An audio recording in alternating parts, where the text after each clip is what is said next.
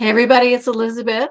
Thank you for being here. We're having some technical difficulties with getting Pamela in the stream. We'll see if we can get her here. If not, I just wanted to say hi and thank you for being here with us at the summit. It's so fun to have all of you here. We've talked about purpose with Indiana Gregg. We've talked about effort with Sally Huss. We've talked about commitment with Rebecca Silence. Joe Spurley came on and talked about perseverance. I'm looking at all my notes. Mary Joy talked about compassion and taking action with our compassion. And Rick Keller was here today talking about goals. And we just had a wonderful chat about transformation with Carolyn Lewis. So yeah, we're good. We're all set to talk about happiness with Pamela. Let's see if I can get her here. She was having some trouble. It wasn't letting her in the stream. So there you are. Hey. Hey, how are you? Now I can hear you. Good. Happy New Year. Got it? You all good? Technically, we're good? I have arrived. That's awesome. I have your book. I don't know if you have your book, but Pamela's the author of Practical Happiness. Here it is right here. I got it for you. So anyway, good to see you. Happy New Year. Good to see you. Happy New Year. Yeah. I have your book here too. I have mine first. I know. I have mine and yours together. I'm dropping papers. They go in your journal. Yeah, they go hand in hand. Thank you very much for all you do with books. It's fun to be with HCI, with you, and all the other authors. And we're going to have a chat about happiness here with Pamela Gail Johnson here in a minute. She's the author of Practical Happiness, and I'll let her tell you all about her in a minute. But I'm going to just let you know, every year in our Best Ever You community, we take a word and we kind of anchor in that word and its power for the year. That's what we ask our community members to do instead of doing all these resolutions and everything that kind of fail generally. We do something else. And this year it trended on Twitter. It was pretty cool. It's one word 2023 and then one word, and it's kind of all over. And so we're really happy. But all 14 of our speakers have selected words. That's why I was talking about purpose, effort, commitment, goals, perseverance, compassion, transformation. And tonight we're going to talk about happiness as she gets her lighting in order. You look beautiful. I know I'm playing with my lighting. I'm actually just put it just like this, I'm in a different place, and I'm like, okay, I'm like looking really dark on that side. So that's all right. You know what? Everybody loves you. You're in great company, so your lighting doesn't matter, and it's all good. So let's chat. What's happening with happiness and you and all that good stuff? Talk about happiness for me. I'm gonna actually reach down and grab my paper. But the cheat sheets. We're real here. We're live. I think even from the time I wrote Practical Happiness, which I was writing it in 2020, I think we're still in the process of reevaluating happiness and what our happiness is for us. And I think that's one of the reasons when you keep seeing surveys and different things, we're hearing burnout, we're hearing depression, we're hearing a lot of words of people who wouldn't describe themselves as happy. And I think it's mostly because they're reevaluating, what makes them happy. What they know is where they were isn't making them happy now. And they're trying to redefine that. And a lot of times that's trial and error, especially the older you get, because you go, oh, well, I know I always liked chocolate chip cookies, but all of a sudden, you may wake up and your sweet tooth's changed. Maybe you're craving fruit. you want something, different or healthier. And I think globally, when it comes to happiness, I think that's what I would say is people are again doing if you look at the principles, I have one that talks about change, which is your lane, but our happiness changes when we change. And we had a big global event that changed us, whether we wanted it to or not. It's changed our society. Yeah. And so our happiness is still, again, reevaluating. So we all did this big, huge stop, and we kind of realized, some of us realized like, oh yeah, I really missed XYZ. And some people were like, I actually had a person on my email list who sent me back a message early in the pandemic. She's like, I realized how much stuff I was doing I didn't like. Yeah. So I realized I wasn't quite as happy being busy 24/7 as I thought. So again, it's just this reevaluation. Yeah. Well, so before we get too much more into happiness, do me a favor And tell us all about you. Tell us, a little bit. I've been, instead of reading people's bios, I've been asking our speakers to just, give a couple sentences about who you are, what your website is, what your books are. We did your book, but do it again, and just that way people know where to find you. Well, who am I? Like, I'm kind of known for starting the Society of Happy People, and it was actually the Secret Society of Happy People 20 plus years ago. So when the self-help movement was really at its height, Oprah Winfrey was the big daytime show. Jerry Springer was kind of on an opposite end of her, but nonetheless, very sensationalized self-help type situations. I was working in the self-help field at the time. I was working in the mental health field, and so I started the Society of Happy People, and throughout that journey, a lot of times I had jobs in corporate America, I'd say Staples, American Express. Like I said, was at the publishing side for self-help for a long time. And then the society, we actually have 3 national holidays that are all 20 plus years old now. So one's Happiness Happens Month, one's Happiness Happens Day, that's where it started, and one is Hunt for Happiness Week, which comes up the 3rd week of January, so it starts in 2 weeks. So I think that's what I'm known for, and so because of that, I've obviously spent a lot of time studying happiness, and so thus the book Practical Happiness came about, because the society has never been about like, oh, pretend you're happy if you're not, or I think that's the way to stay unhappy, is if you're like pretending it. Now, it doesn't mean there's not techniques you can use that raise your vibe and raise your energy so you feel better and you are feeling like a little bit happier if you're not feeling so happy. But in general, if we're like, oh, my dog just died and I'm going to pretend I'm happy today, you're probably not. Go let yourself cry, let yourself feel that. So we've always been very realistic. Happiness is realistic, and we've always wanted to keep it that way. Yeah. I have really staticky audio on you for some reason. I don't know why. It's every time you're talking, it's kind of clicking. I don't know. We'll keep going. Hopefully it goes away. It's just probably a internet thing, and I don't have my earbuds in this room because I couldn't. Yeah. They're in a different space. No, it's okay. We'll be fine.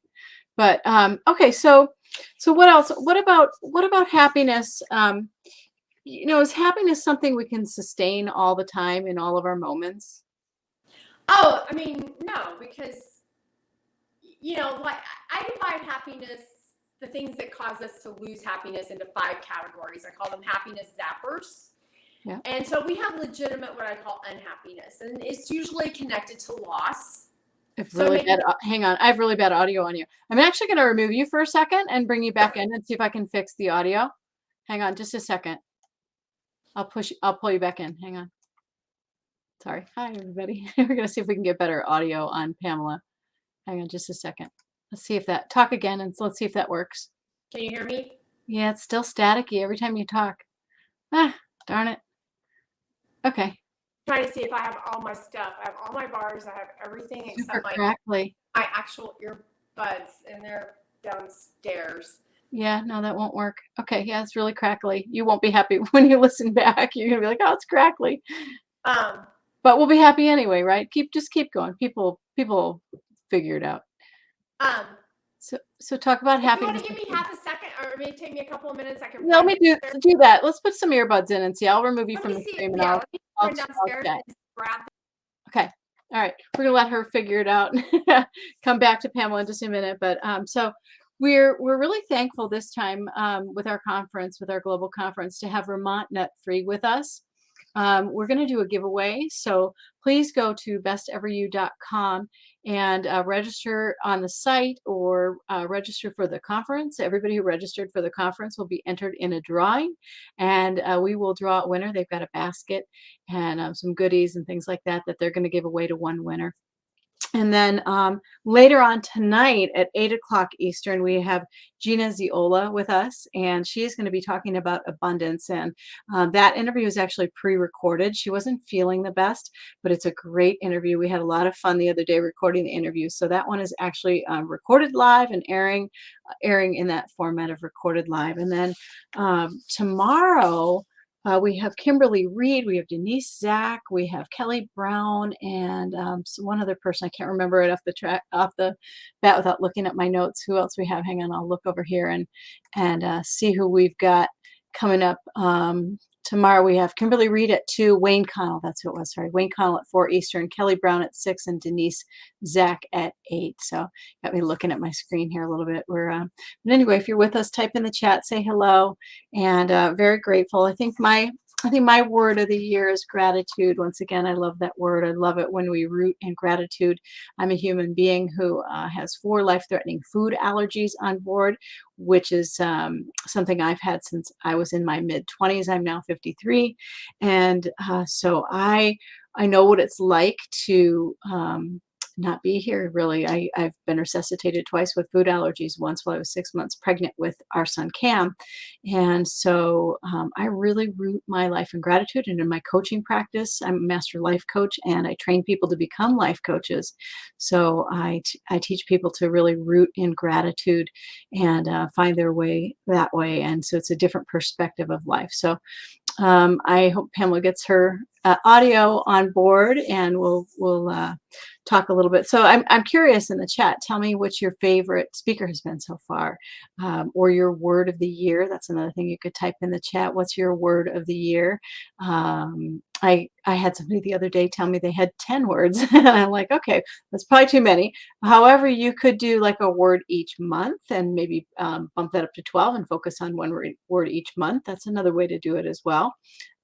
Somebody had 3 words. I thought 3 was a little more manageable, but for the most part, people have been picking one, and we've been having them root their or anchor in their power with that one word. So it could be health or wealth or compassion or joy. There's tons of different words that people have been using. I know the New Haven women's basketball team chimed in, and they said family. So we've had a lot of people on Twitter. I'm at Best Ever You on Twitter if you want to follow, and you can chime in and use hashtag one word 2023 and hashtag me. Best Ever You and that, or tweet at me at Best Ever You, and I'll see what your one word is. As I'm chiming in, I'll just talk about the Change Guidebook, I guess, as we're filling time here. Hi, everybody. If you're joining me, Pamela has some audio issues, but I'd love the support while I'm winging it. So if you're with me, type in the chat and say hi, so I know you're here. I'm the author of the Change Guidebook, which was published this year. It was published in April of this year. It's how to align your heart, truths, and energy to find success in all areas of your life. And it just won the International Book Award for Nonfiction, which is a really big award for the book. And the book has 10 points of change in it to help you navigate and manage changes. And so anyway, if you're with us, say hello. I think I got Pamela back, so I'm going to cut my little Change Guidebook wing it thing short and add Pam back in. Hello. Do we have better audio? Now she's frozen. Now I can hear you. Can you hear me? Hear you. Yeah, I got you. Oh, am I frozen? No, you're good. Look, no, that's better. Is it better? Yeah, as long as you maybe don't. A little Yeah, bit? a little bit better. Anyway, that was we were winging it while you were gone. Just Change Guidebooking and talking about the other speakers and all that good stuff. So yeah, so okay, so happiness. Let's go back to happiness, because you're the author of Practical Happiness for those of us joining, and she wrote Practical Happiness. And we were talking about, is happiness something you can sustain in every minute? Do you expect people to just be happy all the time? Well, no, because that's just not even realistic. So it's not practical. It's an unpractical goal. And I think that's one of the reasons people, I think we have a challenge with the fluidity of all of our emotions. Now, can we be happy most of the time? And I'm going to say probably. I mean, in most cases, we're all going to go through those hurricane times of our life where we're like, you know, maybe it's a day, maybe it's a month, maybe it's longer, but you're like, could one more thing not go as planned? Yeah. I mean, we all have those times. And so I think that we have to, own that. So you may have days that aren't 50-50, but in general, our life for the most part should at least be in that, what I call 50-50 part. Like at least half our day should be moments that made us happy and feel good. Ideally, it'll be higher. Ideally it'll be 70, 80, 90% of our day. We're all going to get stuck. Even the happiest person, you have to do something probably for your job or your work that you're not like, oh, yay, I'm doing cartwheels over this. It's just like a task. Or we have to clean up the kitchen after we cook. We may love to cook, but I really know very few people who are like, I really, really, really love doing the dishes. That's the highlight of the meal for me is the dishwashing. It's probably not. There's going to be something that feels tasky to our day, regardless of how happy we are. Now, how we approach that task really does determine if it impacts our happiness at all or not. If it's just like we go, oh, task check, move on. Like I'm satisfied I did it, which is a type of happiness, move on. Yeah. So, okay, talk a little bit about your book. There's 4 principles in your book. Let's talk about each one of them. I think that'd be really helpful for people. Is that okay with you? Yeah. Okay, so let's talk about principle 1. Happiness is personal. What does that mean? And what did you write in here about it?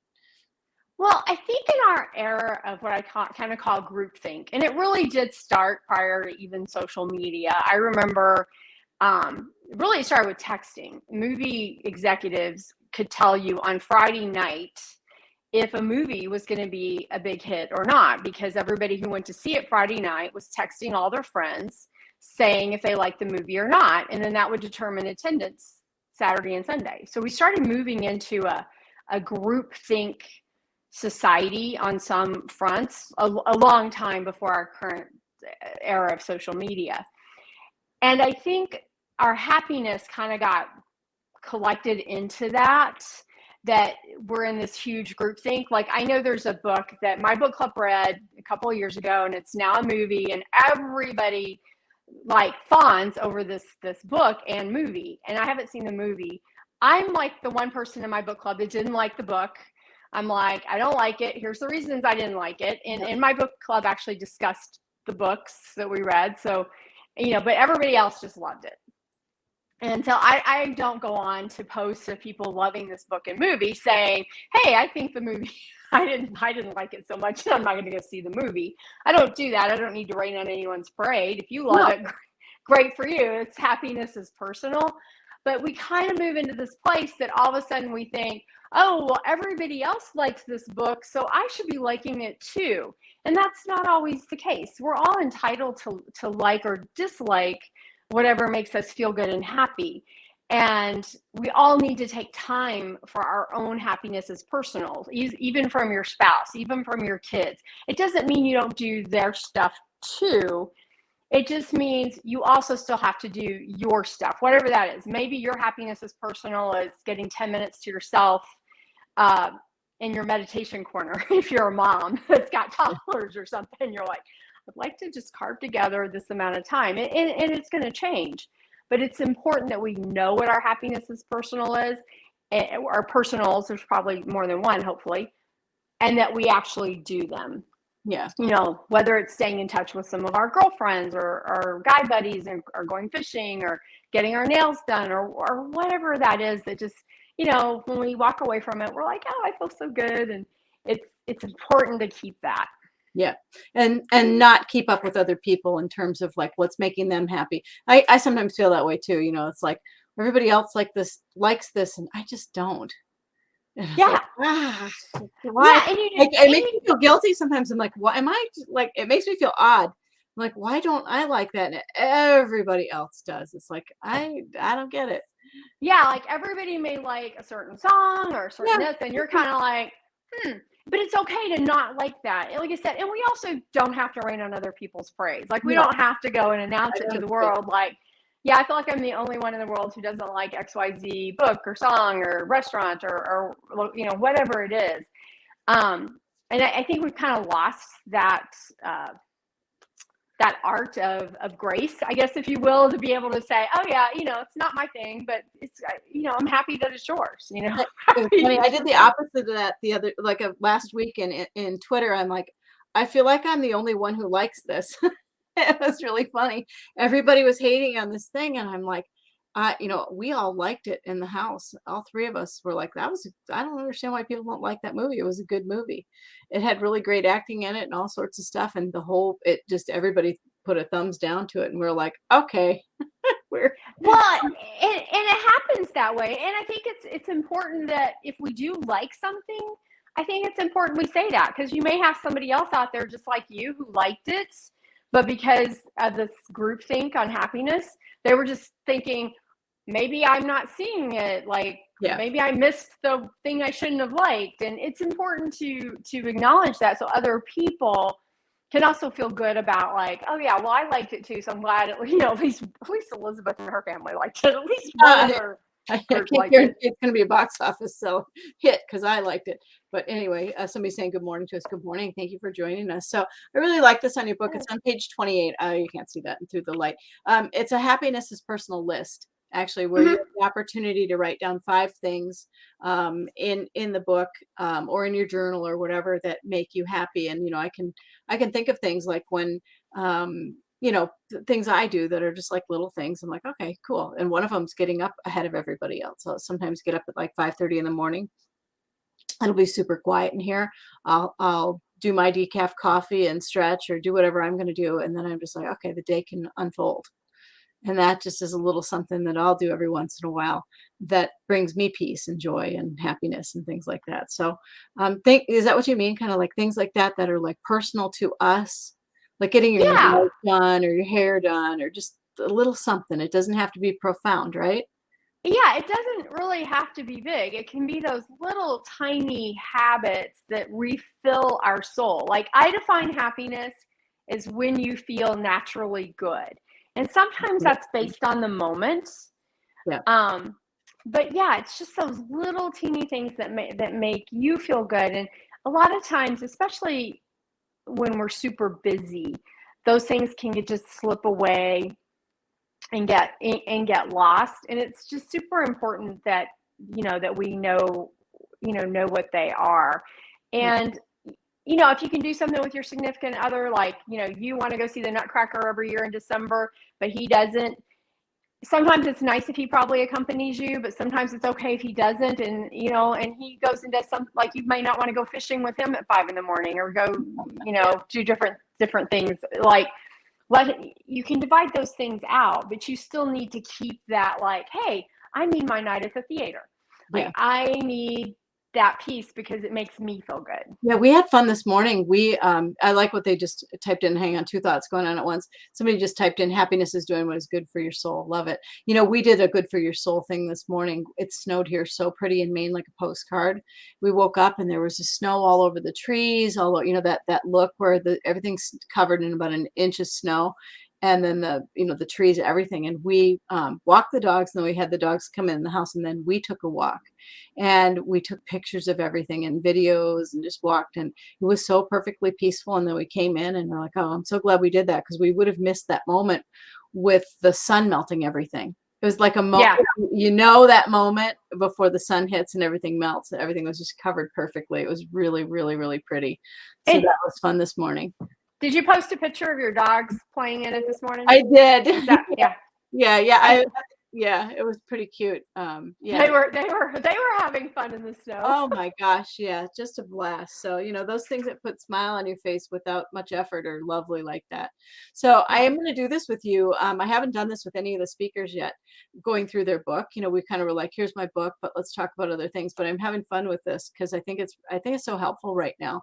Because not everybody goes through the holidays all perfect and happy and all this stuff. And I think it's a really nice thing to kind of meet people in the new year with, have a happiness reset.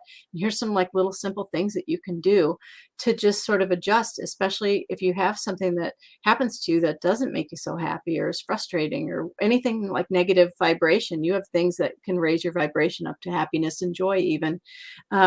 So what's principle 2? It's happiness. Oh, you know it by heart anyway. You go for it. Yeah, happiness. Well, happiness zappers are manageable, and I think again, sometimes it gets back to this competitive happiness piece. But like, I see people all the time posting that they get upset because they're like, so and so is pretending to be happy when they're not, and I'm like, I think they have that moment is authentic for them, and they posted it because that's what they wanted to share with people.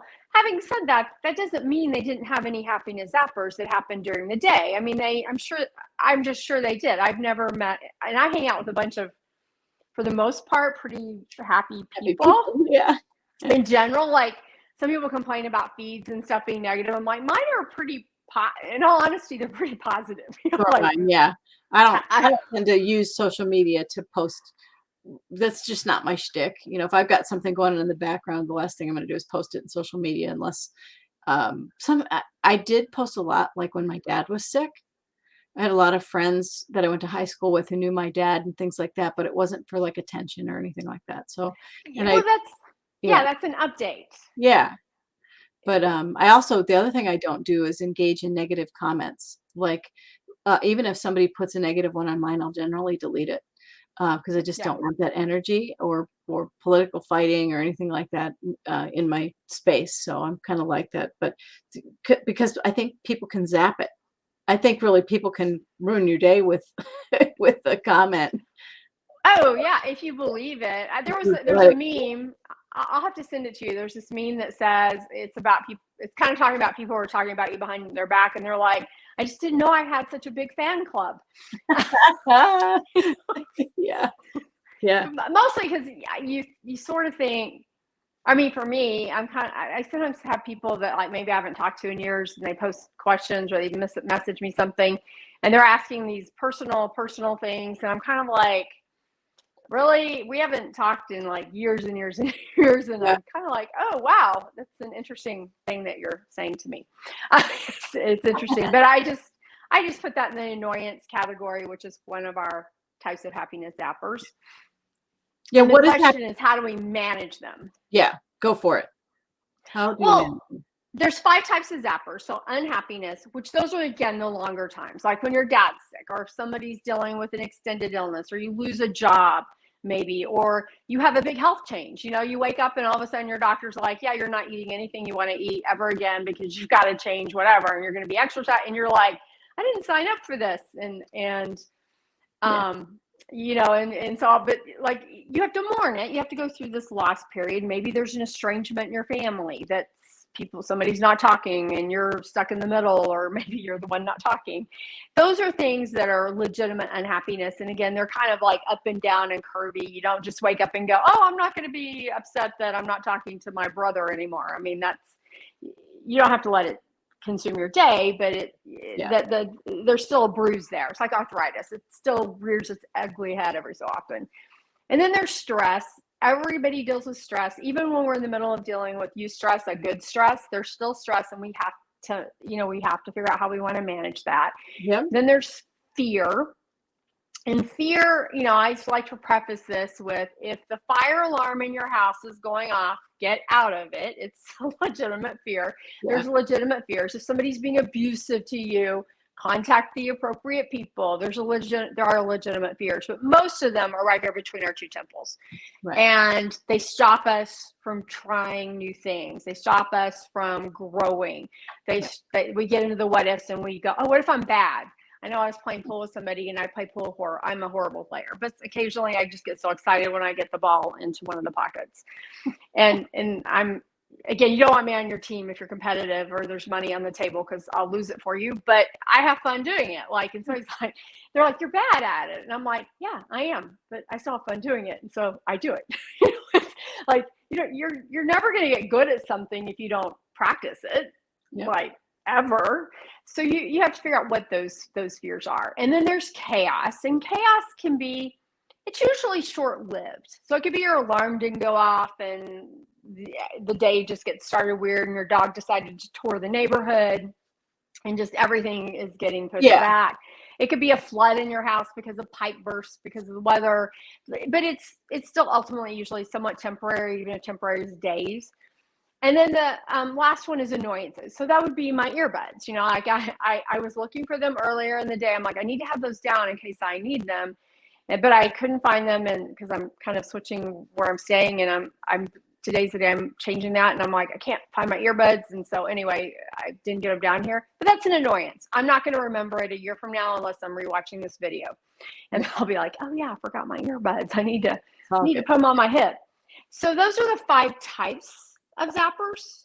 And again, how we manage them really does determine how long we stay unhappy, even the unhappiness one. Sometimes that's about getting the appropriate support and appropriate help to help us better manage it. Yeah. And so I do what we call a zap map, and I don't have my wand. I usually have a magic wand that I like to play with. Yeah. But it's a zapper management action plan. So you identify your zapper, you identify what kind of zapper it is, and sometimes things can overlap into a couple of categories.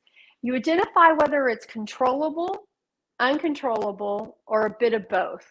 Now, we can always control our reaction to things, but some zappers, like let's say running late, I can just decide when I leave my house to get to a meeting on time or not on time, but I can't necessarily control if there's an accident on the freeway. Right. I have no control of that. So sometimes it's a bit of both. And then we create the plan to do it. So like if I know it's an 8 o'clock morning traffic commute on a busy highway, if I'm normally going to leave 15 minutes early because it takes me 15 minutes to get there, maybe what I say is I'm going to leave 30 minutes early in case there's an accident because it's a really important meeting and I need to do this. That's the part I can control. If it's an accident that has me on the highway for an hour, I couldn't control that part. But at least you know what you did to control your part. And I think when we approach challenging situations or happiness zapper situations with the mindset of how do I manage it so it doesn't manage me, we find happiness sooner. Beautiful. Okay. Thank you for that, because that's good. And the map is actually on page 93, which is pretty helpful. I love this. I've used this before in my own life, so thank you for that. Principle 3 is happiness changes as you change. You touched on this a little bit earlier, but what do you mean by that? Happiness changes as you change. Well, we all have. I'm pulling out my book because I'm just like making sure I'm hitting all the points. Yeah, it's good. We don't have we've got like probably about another 10 minutes actually. In reality, everybody's got like a 30-minute window. Otherwise, we'll bump into the next speaker. So keep going. I know I've got to be online for that one. We all have, some of them are obvious. Maturity. Now, maturity may have nothing to do with age, but maturity, like life experiences teach us things, life changes, experiences. Like one of the biggest ways we develop empathy is when we experience something. It's always easy to say, well, I would do blah blah blah if you don't have a 2-year-old toddler screaming in the middle of the floor. It's easy to say this is how I would handle that situation, and we think we would know, but we actually probably need to be in those shoes to literally know. And then the unexpected can happen to any of us. And the story I tell in the book is about when Christopher Reeves had his horse accident. When he was riding, he was not thinking, oh, I'm going to have an accident today that leaves me paralyzed and changes everything. But he also took that, experience that was not planned and he did a lot of good with it. He brought a lot of awareness. He made a lot of changes with that. So we all have these times that are the unexpected. So as our life changes, our happiness is going to change. And another story I tell in the book is from the book Tuesdays with Maury. And he is telling the author, Mitch Albom, he's like, I enjoy looking out the window more than you do. At this point, if you aren't familiar with that story, he had didn't he? I think he had Lou Gehrig's, but I may be wrong. But he had a disease that took away all the functions of his body. I think it's ALS. So Mitch is like looking at him. He's like, you can go outside anytime you want and run and skip and jump. I can't. I get to see the leaf falling in the wind. I get to see the flowers change. I get to see this, but I appreciate that more than you can. And that's just because his life changed. So his happiness measuring stick changed, if you will. What brought him joy changed. And these things aren't about good or bad. They're just about recognizing that the changes. And sometimes we're trying to hold on to past happiness instead of living current happiness. Yeah. Yeah. With my dad and his stroke, we saw that a lot. Things that made him happy shifted. But the thing that was, some people have something that consistently makes them happy no matter what's happening. And that for him was movies. So it was nice Mhm. for him to be able to like anchor in something that he always had. That's kind of comforting to people too. So I kind of like that. But yeah, if something happens to you like that and you have to change what makes you happy, if like, well, if you love to run and all of a sudden you can't run, it's, you're going to have to find something else. And I think that's really where a lot of people get stuck. That's, that insert the change guidebook right there a little bit.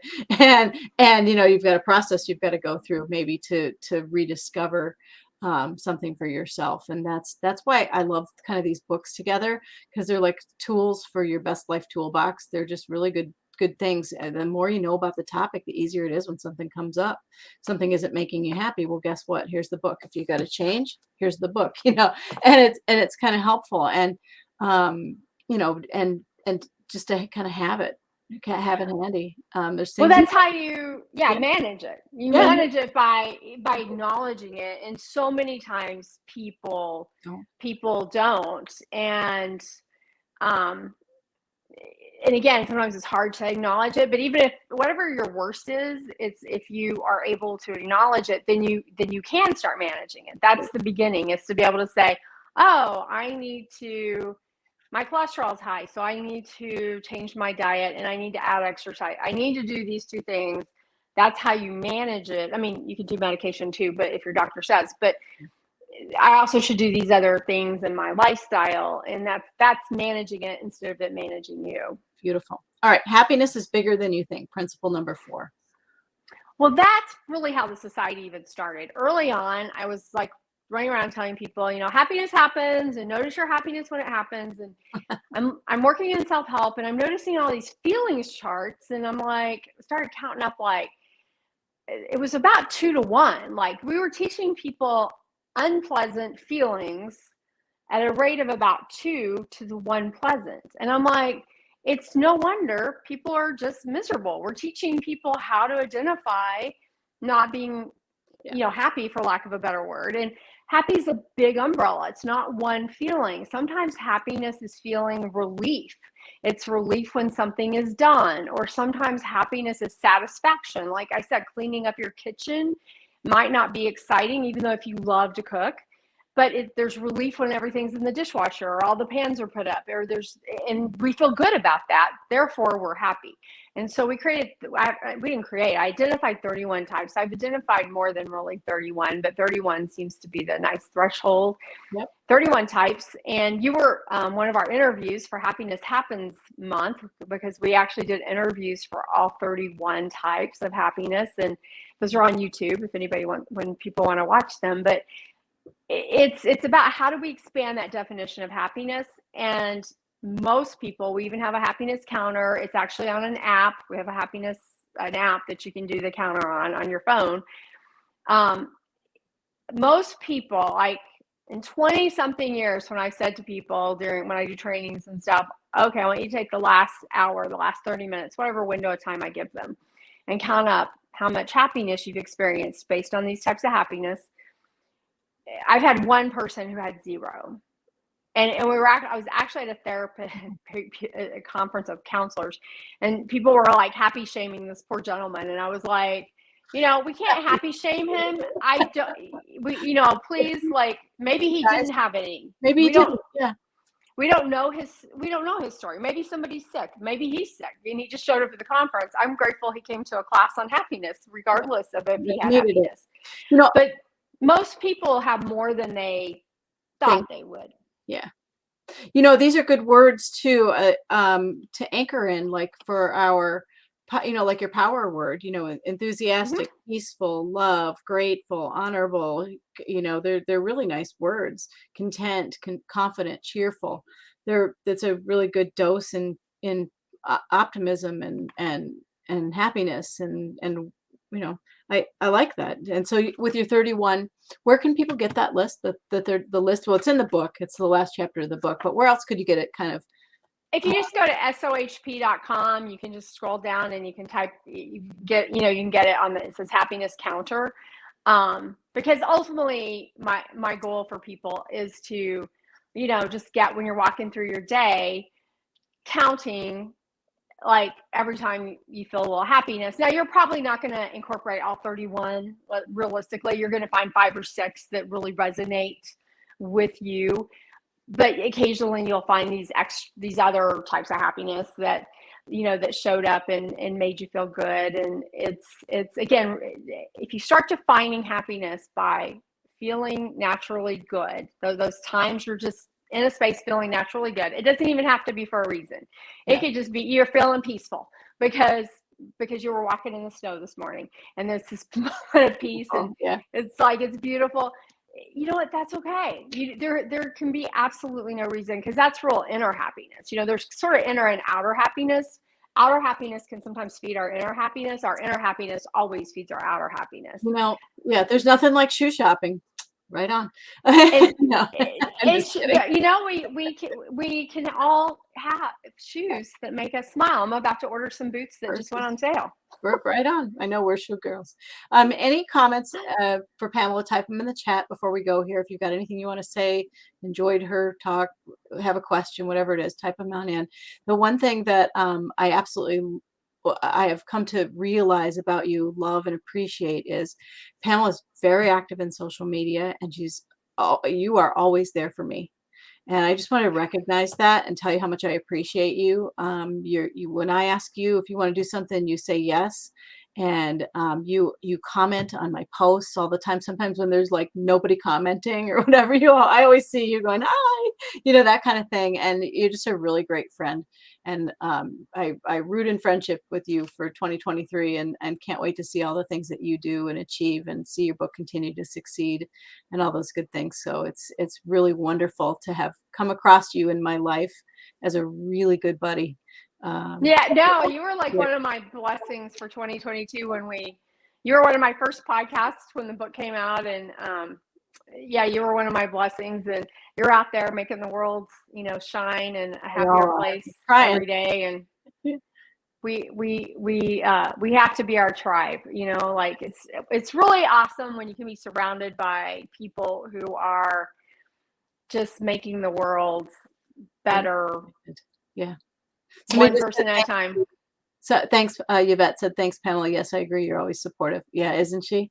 Really, truly just a wonderful, wonderful friend. So sometimes I'm like, gosh, I need to like comment on every single one of your posts like you do on mine. And I'm like, I can't. You're really good about commenting on posts and things. You're really, really like, I try to really be interactive with people and stuff. And sometimes I miss posts and don't see them and stuff like that. And you're really good. So anyway. And it's not just about that, but I just noticed you're very helpful like that. So I just wanted to make sure and acknowledge it with you while I saw you, and wish you a happy new year and all these good things. And anybody else? I know a couple people just joined us again. We're talking about Pamela's book. It's Practical Happiness. I know one of Pamela's goals is 100 reviews on Amazon for the book. Really important for us authors to get to cross that threshold of 50 and then 100 reviews of our books on Amazon. Amazon does really cool things with our books when you reach those thresholds. They include you in different things and so forth. So we're trying really hard to bring you up to, I think I'm at 93. I don't know what you're at, but we're both trying to cross that threshold of 100 reviews. You're better than me. I'm in my 50s. Also, though, if you do a review, I have a workbook I'll give you that has all of the activities, all of the kind of the activities that are in the book. That you can get a workbook, so you can just print out that sheet. Like if you want to keep doing a zap map, you can just print out that sheet. And keep doing it over and over. So we have a gift for that, and it's on the back page of the book if people. Perfect. Do a review. It's been great seeing you. Happy New Year again. Happiness is our word here. Again, we've talked about, here's all the words. You see all the videos of everybody. That's been an amazing summit. We talked about purpose, effort, commitment, perseverance, compassion, goals, transformation, and now happiness. And then coming up after you is abundance with Gina Ziola. I love her name, Gina Ziola. It was really fun to talk to her. She's from the UK. And so we've been very global. We have had people from Spain. We've had people from Trinidad. And now coming up next, we'll have somebody from the UK. So it's how fun. I saw that. So I definitely want to tune into that one, because we can all, abundance makes us all a little happier, right? Oh yeah, and she's talks all about it, and it's one of my favorite words. So I think everybody's just done a great job, and we appreciate you being here with us. We're going to sign off and thank Pamela again for being here. What's your website one more time? We got your book. What's your website? Just go to sohp.com. And thanks for having me, and thanks Yeah. for putting together the summit to kick off our new year for 2023. All right. Thank you, everybody. Take care. Bye. Bye.